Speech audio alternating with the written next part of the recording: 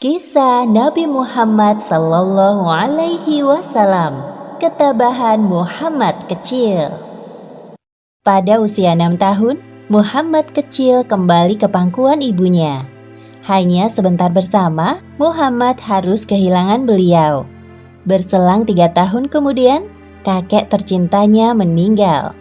Sejak saat itu, Muhammad kecil menjadi anak yatim piatu. Tugas pengasuhan selanjutnya diemban oleh paman dari pihak ayahnya yang bernama Abu Thalib. Muhammad kecil sangat bahagia bisa bertemu kembali dengan ibunda Aminah.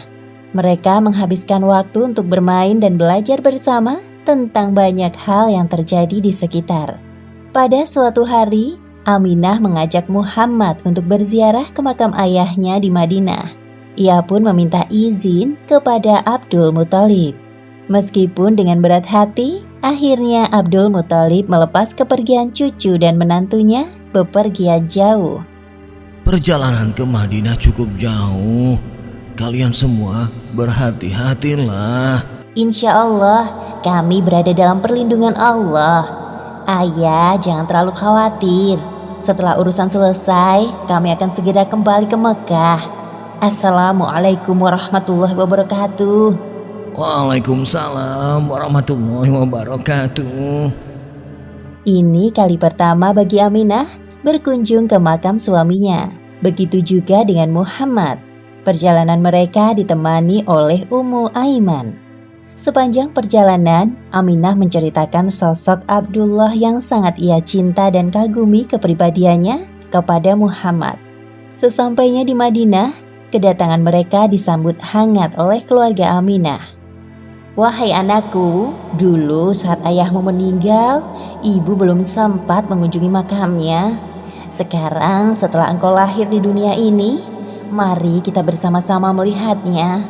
Baik, Bu. Saat itulah Muhammad benar-benar merasakan kehilangan sosok ayah dalam hidupnya. Ia bertekad akan mendampingi ibunya dalam keadaan susah maupun senang. Kira-kira 1 bulan lamanya mereka menetap di Madinah. Sekarang waktunya Aminah dan Muhammad kembali ke Mekah. Di tengah perjalanan, tepatnya di sebuah dusun bernama Abawa yang jaraknya 37 km dari kota Madinah, Aminah merasa sangat kelelahan. Wahai anakku Muhammad, badanku rasanya lemah sekali. Aku merasa ini pertemuan terakhir kita. Belum sempat menyelesaikan ucapannya, ibunda Aminah meninggal dunia untuk selama-lamanya. Ibu, jangan pergi. Wahai Muhammad, engkau adalah anak kuat, nak. Bangunlah, mari kita cari pertolongan untuk menguburkan jenazah ibumu. Sejujurnya, Muhammad kaget dan terpukul melihat kematian ibunda Aminah yang tampak nyata di depan matanya. Semuanya terasa sangat cepat terjadi. Namun hidup harus terus berjalan. Muhammad menguatkan hatinya. Selama perjalanan pulang bersama Ummu Aiman, Muhammad terus berdoa untuk ibunda Aminah sembari meneteskan air mata. Sekarang dirinya adalah anak yatim piatu yang harus menanggung beban kehidupan sendirian. Abdul Muthalib langsung syok mendengar kabar kematian Aminah. Seketika itu beliau mencium Muhammad. Wahai cucuku tersayang, hapuslah air mata di wajahmu. Jika ibumu melihatmu bersedih, pasti beliau akan sedih juga. Tenanglah, sekarang kakek yang akan menjagamu. Terima kasih, Kek. Abdul Muthalib merasa bahwa cucunya ini akan menjadi orang besar di kemudian hari. Beliau memperlakukan Muhammad dengan perlakuan yang istimewa. Hei nak, jangan duduk di tempat itu. Minggirlah, itu punya kakek. Maaf paman, aku tidak tahu jika hanya kakek yang boleh duduk di sini. Sudah, biarkan saja cucuku duduk di tempatku.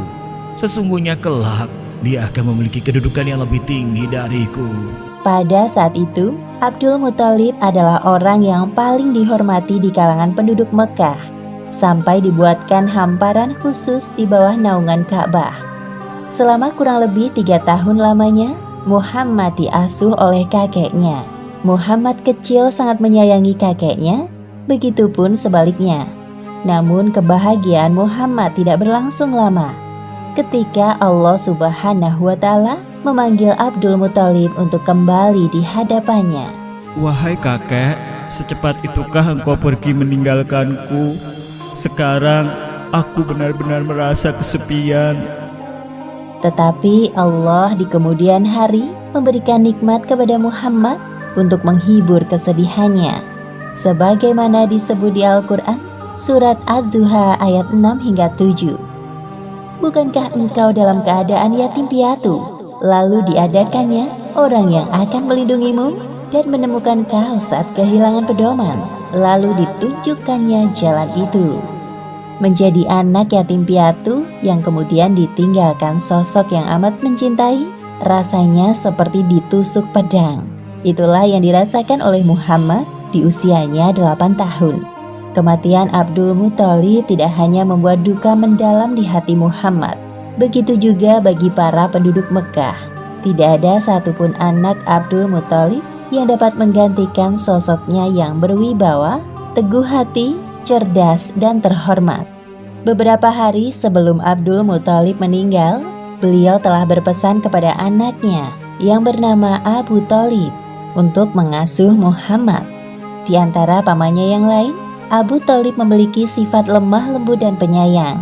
Abdul Muthalib ingin Muhammad tumbuh dalam pengasuhan yang tepat.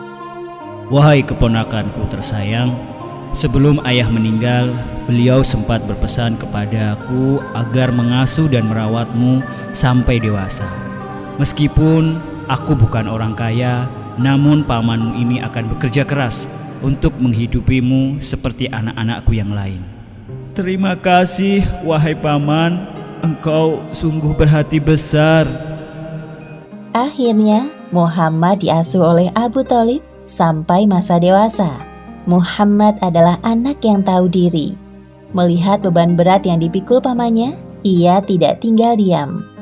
Bermodalkan tubuh yang dimilikinya, Muhammad ikut bekerja seperti anak-anak lain tanpa paksaan. Ikhlas membantu keluarga Abu Thalib.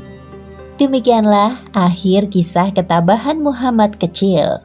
Hikmah yang dapat kita ambil dari kisah ini: pertama, perlakukan keluarga kita dengan sebaik-baiknya sebelum ajal menjemput dan memisahkan.